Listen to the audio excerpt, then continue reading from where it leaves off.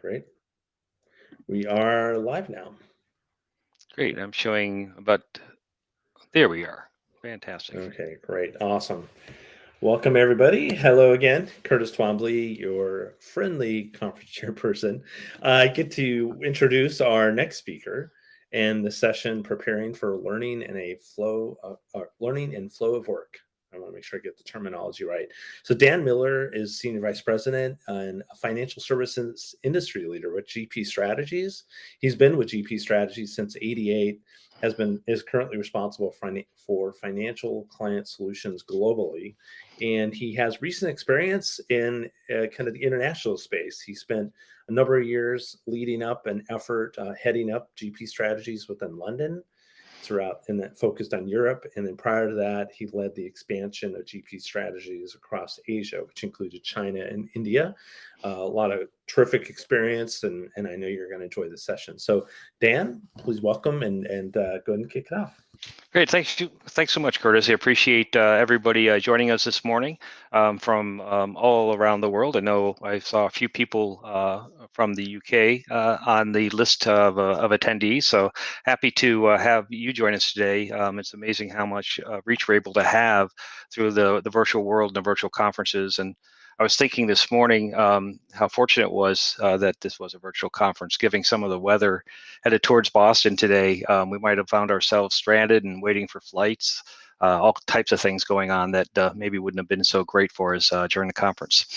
So hopefully everyone's all settled in and has had a couple of good sessions so far. Enjoyed Curtis's session at the beginning. It was nice to hear from the folks at that session. And today, what I'd like to talk about is a little bit around preparing for learning in the flow of work. As Curtis mentions, I'm from GP Strategies. Recently, we were acquired by a company called Learning Technologies Group. LTG has been a leader in learning as well as GP for a while now. We're merging our companies together. That just closed up a couple of weeks ago. And in fact, happy that one of our cohorts from LTG, Leo GRC, that's our governance risk and compliance organization, has joined us. And if you have a chance to meet Dr. Liz Hornby today in one of the speed sessions, do take some time. She's got some great experience in the global risk compliance area, governance risk compliance area, and would be a good person to meet. So with no further ado, let's go ahead and talk a little bit about this. So as we have gone through this past year, like many of you, our clients have really looked at quite a few things in terms of trying to move learning forward. I mean, we're all facing, COVID. We're looking at the directions of our learners. We all are aware of the top skills that the World Economic Forum has pointed out as being, so instrumental to our workforce in the future. We have a lot of pressure to deliver great learning and to do it in different ways. I was reflecting this morning around what learning was like 10 years ago and how we delivered it. And we created as a world this value stream for learning that led from understanding of need, job task analysis, designing content, developing content, and deploying it. And when you think about it, back then, the opportunities that we had to enhance learning were limited by the framework that we operated in. Right, we could deliver stand-up instruction. Perhaps we use satellite distance learning or some modern e-learning type of programs, and so inside of that framework, we had to make sure that we did things well, that our trainers were well prepared, that when design was occurring, that we were prepared to develop it in a way that would be well received by our audiences. We had to keep the learner in mind, all those types of things. And it was easy in a sense of getting things right. If you had good design and you developed a good product, trained your trainers effectively through the train-the-trainer method, and schedule things perhaps on an Excel sheet to get people in the right place, get people signed up for the classes, took records, and put them into the learning management system. All things went well. Today, it's a little bit different. So we become more challenged in terms of how we operationalize our learning. And so we need to think about those aspects as we're pulling together our programs. And a little case in point here, actually a big case in point. We have working with some clients today around establishing programs that are more modern in nature and are really created around a learning journey. And an example of that is one that we've done recently, where we're working with contact center employees to develop them. Now, as everyone on the call is aware, turnover in contact centers is high. Um, it's challenging to get the roles filled. And when we do fill them, we need to get people up to speed very quickly. So when COVID hit, we started thinking about all these different things. What's going to happen in terms of future skills? How do we develop these contact center employees quickly? How do we help them to learn their jobs effectively in a digital age, right? This is a digital banking world that we're in now.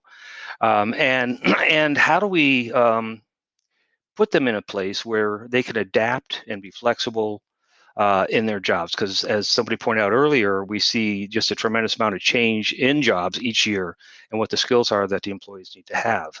So imagining that, we were working with this client, financial services client, that is heavy into the contact center space, and we did some surveying. We got some facts together, and we took a look at what their current state was, and what they felt they needed in order to be successful. And they really wanted to move their learning experience into something that was much more robust in terms of taking advantage of their learner experience platform, of making sure that their employees were trained, they had reasonable content, all those types of things. So we helped them to develop that. Now, to get there, we needed to establish exactly what it was they needed. What did that mean? So they, with us, had evaluated the current state and thought about a future state. And in that future state, we're looking at things like, how long does it take? What can we do to shift the development time? Does it need to be shorter? Can it be shorter, or should it be longer? What's the cost involved? What's the cost of not doing it? And what's the engagement look like? How do we engage with these employees with new platforms in the learner experience platform? In this case, it was a degree platform. And how do we tie that all together into a successful program?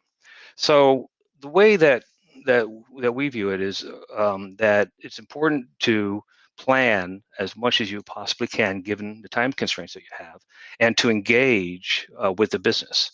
So our approach is really to take a design experience approach. And I mention this because as you are developing your learning organizations, you want to give your employees in learning the skills they need in order to be successful. So we've seen a dramatic shift from instructional design to learning architects. We've seen a shift in the methodology that we use in designing programs. We had an earlier presenter talk about how important it was to engage and develop learning in new ways. So, for example, at Bank of America, the comment around being able to really pull together teams from IT and from learning and from the business to drive things forward. So what we did was we spent some time through a design experience workshops and started to speak about how do we make this a successful journey for our learners. So we did the things that you need to do in design experience. So from a learning perspective, an organizational perspective, it's important to think about how you develop your employees to be able to run a design thinking workshop, design experience. And so we spent some time taking a look at clusters and understanding what the need was, and working through the journey and all the elements that we'd want to have in a great learning journey. And as we did that, we really kind of focused in on an area called affinity clusters. So in the affinity clusters, we thought, well, what we want to do is take a look at all these wants, these wishes, these needs, these desires that the business had, that learning had, what we had in terms of technology tools. And what allowed us to do is to really pull together the the modalities and the materials and the learner needs in a way that we could take advantage of each of the elements of the opportunity.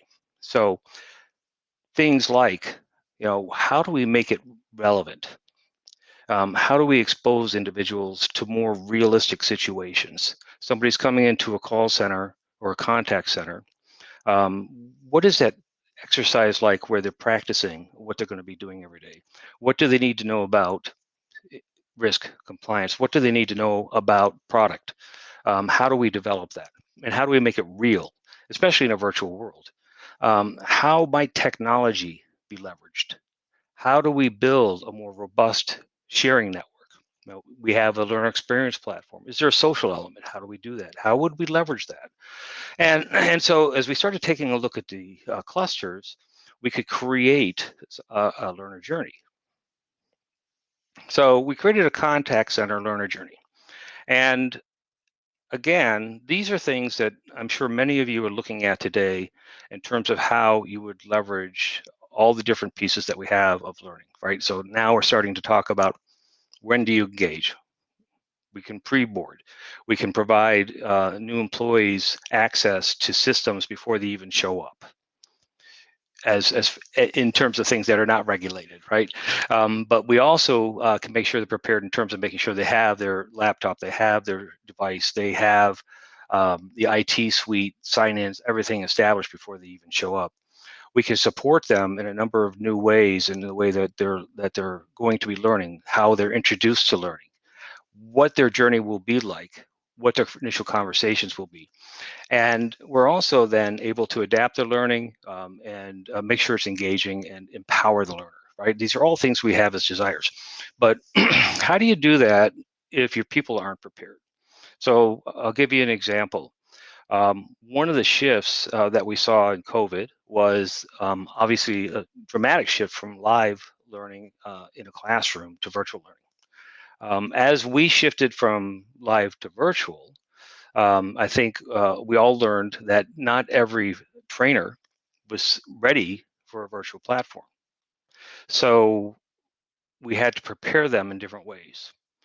For most of us, we created new approaches to train a trainer that included making sure they understand the platform that they're working with. So if they're working inside of Zoom or WebEx, they spent the time to learn more and more about the platform and how to train within the platform. So little things ranging from, how do they prepare their lesson? What practice do they need to have? When should they engage with the class directly? So for example, today, sitting in the side on most of the sessions, we have a Q&A session. It's challenging for a live instructor to sit there and watch that Q&A session while they're also delivering the learning. So we introduced a moderator role. So the moderator or producer, depending upon the company that you're with, is responsible to sit in the background and to watch the questions to make sure the platform is working correctly, and to provide the presenter or the facilitator a poke or some support in terms of sharing what the class is asking and looking to learn. So we've started to think about the organization for learning in a different way. Now, instead of an organization of people that is facilitator and scheduler and administrator, now we have administrators, we have producers, we have faculty that have to be trained on virtual networks. They even have to understand much more about what's happening outside of that classroom event or that virtual event. Because if you think about it, we're now having somebody that has joined an organization, is spending time onboarding, doing some online learning perhaps, job aids, meeting their managers, and when they get to a virtual event, a live virtual event, the facilitator needs to have the background of what's been happening behind them before they walk into the classroom. And there's also going to be a slightly different change in not only what they do in the virtual session, is what happens next. So let's think about what happens next in this learner journey that we set up with these folks that were at this bank. So I realize there's a lot on this slide, and you'll have a chance to take a look at it a little bit more closely once they're distributed after the session. But the purpose of this slide was to kind of show the learning journey before and after. And if you take a look at the ups and downs that are in there, that was a prior learner journey, where the learners would be getting some information, they go back to work, do something, they have to do another class. Maybe they're being told that they need to review some processes. We got to take our global risk compliance course, go do that. And so it was very inefficient in terms of how they would learn. There would be just things thrown at them, and sometimes it wasn't very sticky. And so what we wanted to do is smooth out that learning experience in a way that would make it much more um, engaging for the learner, and to make it something that became a natural part of what they were doing all the time. So, for example, when they're coming on, they get to meet their manager right away, and they're having the opportunity to learn what the expectations are. But then there's regular meetings with that supervisor or manager throughout the learning journey. And the other thing that became critical for us in this particular instance was the role of that faculty member, that trainer, who delivered virtual training. Because what we did was we shifted to much less virtual training and more coaching. And similarly, when we talk about a trainer who perhaps was in a classroom before, fantastic facilitator in the classroom, needed to adjust their skills inside of this virtual world, they also needed to change to be able to coach, because not every facilitator or trainer is a great coach. So again, we're starting to think about what are those things that our learning organization needs in order to be successful. So we've hit upon a few of them already, that we're in a new world. And just as we would want to develop our employees differently, we need to develop our faculty, our training teams, our developers, our learning architects, administration, and producers differently. If you're, in this instance, working inside of a learner experience platform, you may have a social element, which means you have to have moderators. And the moderators need to be selected and trained. So in order to pull this off, going way back to the beginning, it's very important that our organizations really think about, what does our learning organization look like, and how does it need to be established in order to deploy the learning. And deploy the learning is no longer run a class. Deploy the learning is really managing and moderating a journey for our learners that's going to last from the time they arrive until they retire. So we need to be continually thinking about innovating our learning organization and make sure that we're prepared to support our learners all the way through this journey. So the interesting thing here was that as we went through this process, what we're finding is that the learners are becoming much more open to learning. And the other thing that we've learned along the way is the approach of taking these contents and putting it into content chunks, and creating content that is easily adaptable, allows the learner to go back and access that content in new ways. So while we always had some really great training programs, we didn't always have that opportunity for the learner to go back and say, oh wait, I want to go see that PDF again, or what, I'd like to be able to get this job aid. And it's by adding those elements, we're just creating more opportunities for the learner throughout, and keeping that learning at the moment of need, which is what we all want to do. The other thing that is happening now is that the learners are also able to have the on-the-job coaching that they may not have had in the past. So by taking your facilitators and the trainers and giving them that coaching capability, and in the instance of the contact centers, engaging them in the contact center, either virtually or live, um, and spending times with the learners in small groups or individually, is a better and more effective way to take advantage of that learner, or take advantage of that facilitator. So what we're finding is that the more we put coaching into the equation, the more successful the candidates have become. So it's something to invest in, again, in terms of the organization, is how do you want your facilitators to coach? So it's not necessarily the executive coaching that you might invest in, but it is an important part of what you'd want to do if you're going to make this really a successful approach.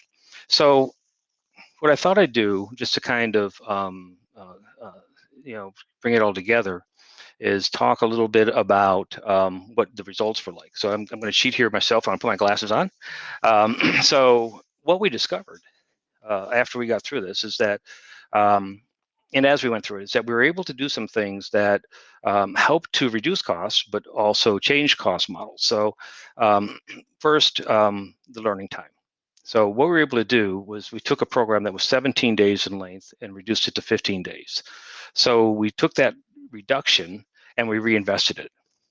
And then we take a look at that reduction and how we invested it and the learning environment experiences, where the experience was a really limited to those 17 days, has now shifted around a bit, and people were engaging more. So we actually increased the Center of Excellence Learning Experience, the environment, to a 10-day experience. So it was we traded away that trainer time for coaching time. And as a result, what we saw was some increases and some decreases in some of the things that we were measuring. So first, the learning recap consolidation time increased. So we were able to spend more time, consolidating learning. We were able to take our product and trainer sessions and drop those by 78%, 76%. The time available to spend coaching went up dramatically, 317%. As a result of that is where we had some of our biggest bang in here. Our learning environment experience increased a little bit, as we talked about, 11%. And the learning clusters, the learning time went down. So, the interesting thing as we went through all this was that we were able to shift the way we provided the training, and the impact was much more meaningful for the digital bank.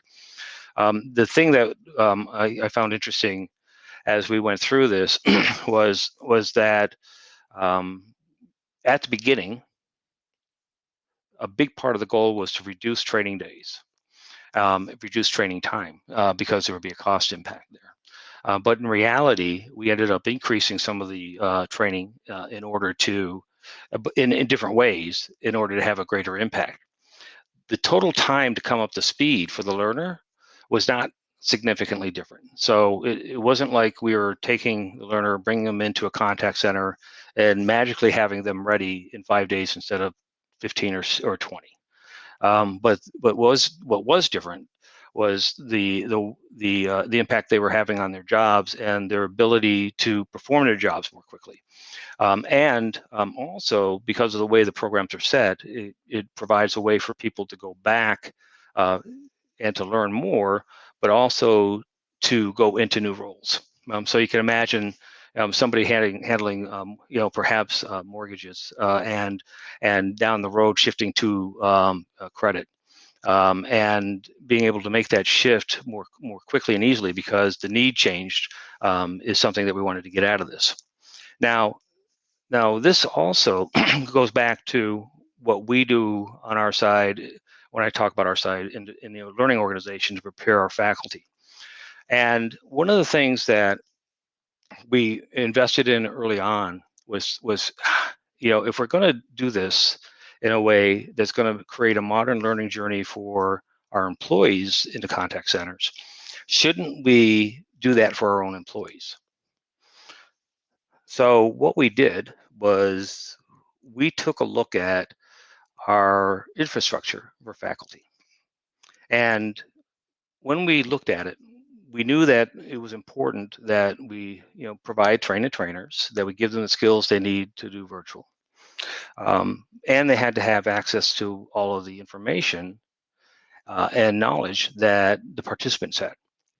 So what we did was we invested in a platform. So our learner experience platform was leveraged in order to teach facilitators about the content, to bring them on board first, give them access to the same types of content that our learners would have access to, for them to network and share.